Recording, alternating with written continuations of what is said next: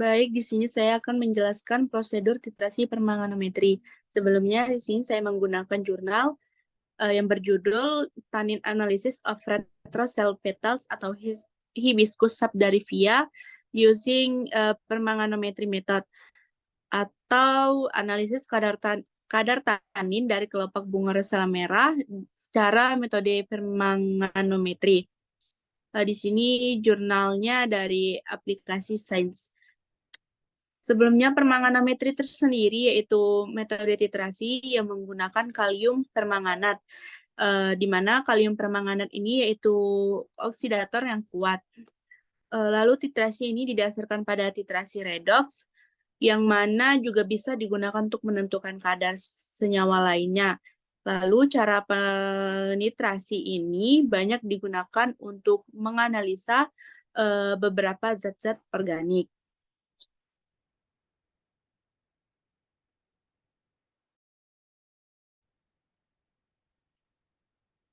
Kelopak bunga rosella tersendiri itu mengandung senyawa yang berperan dalam pengobatan, salah satunya yaitu senyawa fenolik.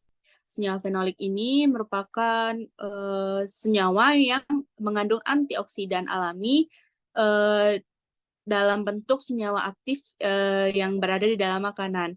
Lalu warna merah pada bunga ini disebabkan karena adanya kandungan antosianin yang berfungsi sebagai antioksidan tadi yang bisa menyembuhkan beberapa penyakit.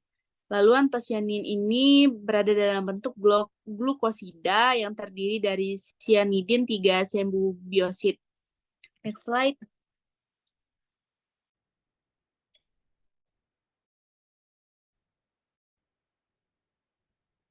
Lalu pada pengujian titrasi permanganometri ini melalui beberapa langkah. Yang pertama itu ada pengumpulan dan preparasi sampel.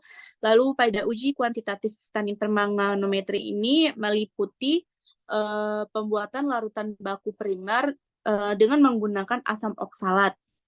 Lalu selanjutnya itu digunakan pembuatan larutan KMNO4, lalu dibuat larutan indigo karmin dan pembuatan H2SO4 dengan normalitas 4. Selanjutnya itu dilakukan standarisasi larutan KMNO4 dengan asam oksalat dengan normalitas 0,1. Pada umumnya, titrasi permanganometri ini terjadi sebagaimana titrasi pada umumnya, hanya saja yang membedakan yaitu pada kalium permanganatnya. Lalu di sini dari uji kuantitatif titrasi permanganat tadi didapatkan bahwa sebuah penelitian pemilihan sampel itu sangat mempengaruhi pada hasil penelitian pada akhirnya. Lalu sampel yang digunakan ini merupakan kelopak bunga rosella berwarna merah.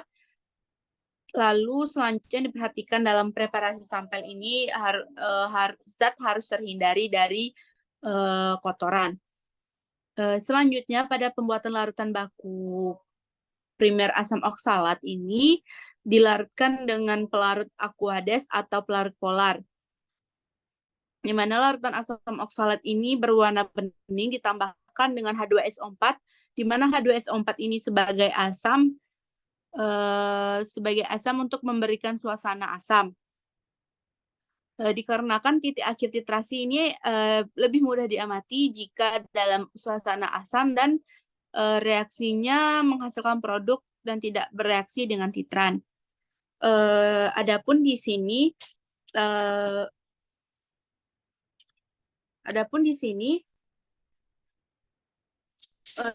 indikator yang digunakan dalam titrasi permanganat yaitu Indikago ini digunakan sebagai indikator dan KMNO4 ini digunakan sebagai larutan penetrasi.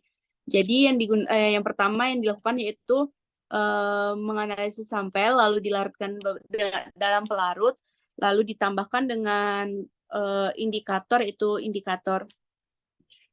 untuk titrasi permanganometri dan dilakukan penambahan larutan penetrasi yaitu KMNO4 sampai dia berubah warna dari hasil semula. Dari perubahan warna didapatkanlah titik akhir dari titrasi tersebut.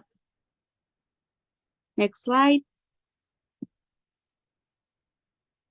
Dari hasil yang telah dilakukan penelitian titrasi permanganometri, dapat disimpulkan bahwa besar penetapan kadar ini dipengaruhi oleh beberapa faktor. Yang pertama ada faktor lingkungan dan metode penetapan kadarnya.